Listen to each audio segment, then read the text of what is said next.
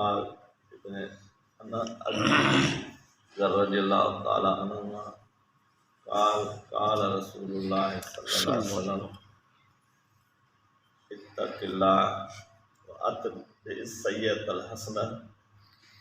تمحیہا او کما قال نبی صلی اللہ علیہ وسلم۔ یہ روایت سیدنا ابو ذر رضی اللہ تعالیٰ عنہ سے کی گئی ہے کہ آپ صلی اللہ علیہ وسلم نے حضرت ابا ذر کو فرمایا، اے ابا ذر اتق اللہ، اللہ سے ڈر، واتبع السبیل واتبع السیئۃ الحسنۃ تمحیہا، برائی یا گناہ ہو جائے تو اس کے بعد میں نیکی کر لے تاکہ وہ نیکی اس برائی کا کفارہ کرے، وہ نیکی اس برائی اور گناہ کو مٹا دے۔ اس حدیث مبارک میں اللہ تعالیٰ نے اللہ کے حبیب نے دو چیزوں کا امت کو اور ابو ذر رضی اللہ تعالیٰ عنہ کے ذریعے سے حکم فرمایا آپ صلی اللہ علیہ وسلم نے۔ ایک یہ کہ اتق اللہ، اللہ سے ڈرا کرے۔ اللہ تعالیٰ سے ڈرنا یہ وہ عظیم نعمت ہے کہ جس کو اللہ اپنا ولی بناتا ہے تو اس کو اپنا ڈر اور خوف اور خشیت سے مالا مال کرتا ہے۔ اللہ نے اولیاء اللہ کی جو علامات اور ان کی تعریف فرمائی ہے اس میں فرمایا ہے کہ والذین آمنوا وکانوا یتقون، وہ لوگ جو اولیاء اللہ ہیں، ایک تو اللہ تعالیٰ کو مانتے ہیں، ایمان رکھتے ہیں اللہ پر، اور وہ اللہ تعالیٰ سے ڈرا کرتے ہیں، پرہیزگار ہوتے ہیں، ڈرنے والے ہوتے ہیں، تقوی والے ہوتے ہیں۔ تو تقوی کا کم از کم درجہ ہے شرک سے بچنا، اور درجہ تقوی انتہائی آخری درجہ ہے ما سوی اللہ سے اجتناب کرنا، ما سوی اللہ سے دور رہنا، ما سوی اللہ کو دل میں آنے نہ دینا، اللہ کے سوا جو کچھ ہے اس سب کو دل سے باہر نکال کے پھینک دینا، دل میں صرف اور صرف اللہ کی یاد، محبت اور اللہ تعالیٰ کی رضا کو پیش نظر رکھنا۔ اور ان کے درمیان میں تقوی کے اور بھی بہت سارے درجات آ جاتے ہیں۔ تو ایک اور آیت کریمہ میں اللہ تعالیٰ نے دو حکم فرمائے۔ ایک اللہ نے فرمایا کہ اتقوا اللہ، اللہ سے ڈرو،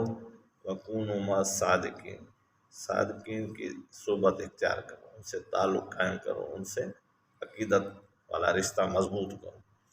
تو اس حدیث میں آپ صلی اللہ علیہ وسلم نے دوسری چیز فرمائی کہ اتبع السیئۃ الحسنہ، اگر خطا گناہ ہو جائے، انسانی تقاضا کے تحت فطرت انسانی میں اللہ نے دونوں چیزیں رکھی ہیں،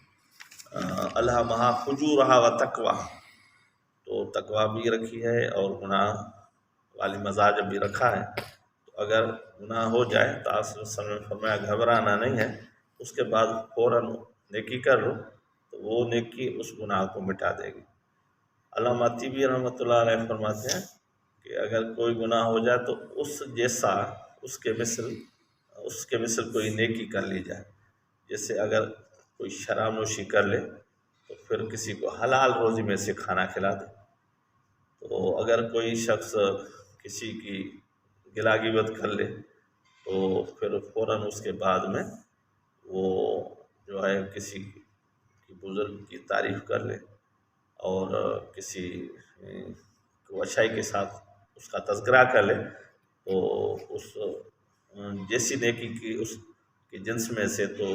اس برائی کو وہ نیکی مٹا کے رکھ دے گی۔ تو ہمیں چاہیے کہ اپنے دل میں اللہ کا خوف پیدا کریں، تقوی اختیار کریں، اور اگر کوئی خطا گناہ ہو جائے تو اس کے بعد میں فوراً نیکی کر لیں۔ ایک حدیث پاک میں ہے کہ جب انسان سے گناہ ہو جائے اور پھر وہ اللہ تعالیٰ سے معافی مانگ لیتا ہے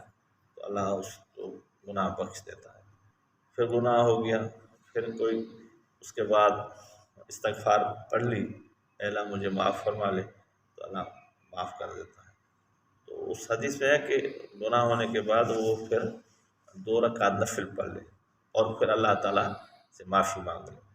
تو تو اللہ تعالیٰ اس کی اس ادا سے اتنا خوش ہو جاتا ہے کہ اللہ تعالیٰ فرماتا ہے بندہ تیرے گناہ میرے رحمت پہ کوئی بوجھ وزن نہیں، آپ کو معافی مانگنے کا کرینہ اور ڈھنگ ہے،